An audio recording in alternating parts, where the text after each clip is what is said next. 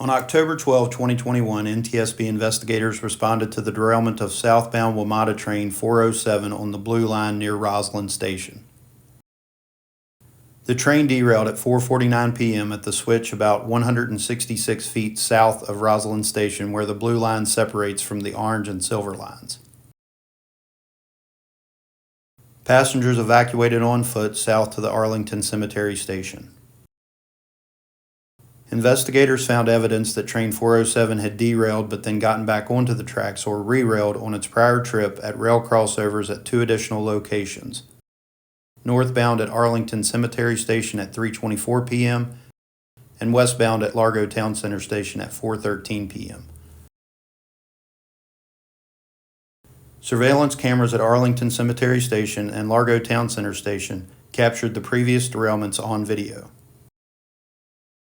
The video from the Arlington Cemetery Station shows the fifth rail car experiencing vertical body disturbance as its rear truck derails and then re-rails. The movement can be seen at the top of the rail car.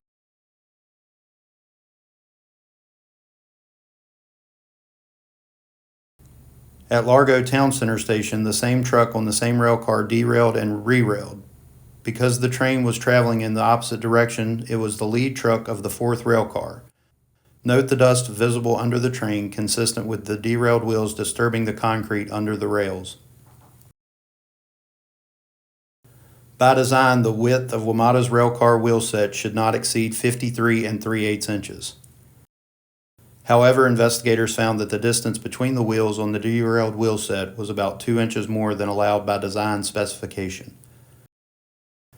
Laboratory examination found that the extra width was a result of wheel migration, the gradual movement of wheels on the axle.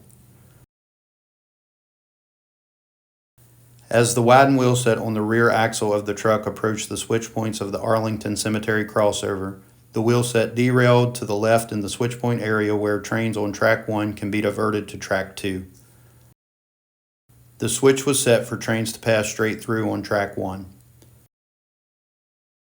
The wheel set remained derailed until it reached the frog area of the next switch where trains from track 2 can pass on to track 1.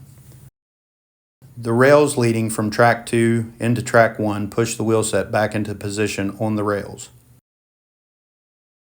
The derailment and re-railment at Largo Town Center happened the same way.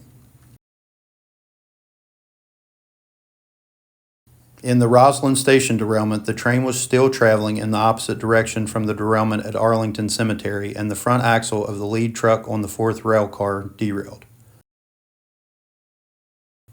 The widened wheel set derailed at the switch where the Blue Line separates from the Orange and Silver Line, which is not a part of a crossover. Because there was no crossover leading back to the Blue Line to guide the derailed wheel set back onto the track, the train remained derailed. The derailments occurred in the switch areas because fastening and bracing makes the track structure stiffer in these locations.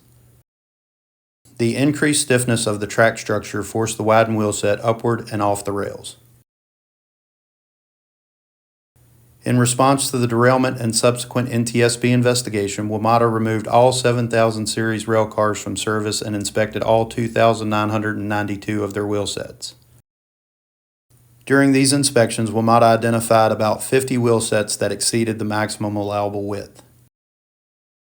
In the 4 years prior to the derailment, WMATA had identified about 30 other wheel sets for a total of 80 wheel sets that exceeded the maximum allowable width. None of the other wide wheel sets showed wheel migration as severe as the roughly 2 inches observed on the accident wheel set. Wheel sets are assembled by press fitting wheels onto axles. In press fitting, the axle diameter is greater than the wheel bore. The difference is called interference. The resulting joint or interference fit is held together by friction. Analysis of the widened wheel set found that the wheel sets assembled with the greater interference were more resistant to wheel migration. WMATA increased the specified interference for 7,000 series wheel sets and began replacing wheel sets in July of 2023, with the replacement of wheel sets for the entire fleet scheduled to take 3 years. WMATA has gradually been returning 7,000 series rail cars to service. They physically inspect wheel set widths every 30 days on rail cars using the original wheel sets and every 60 days for rail cars with the new wheel sets.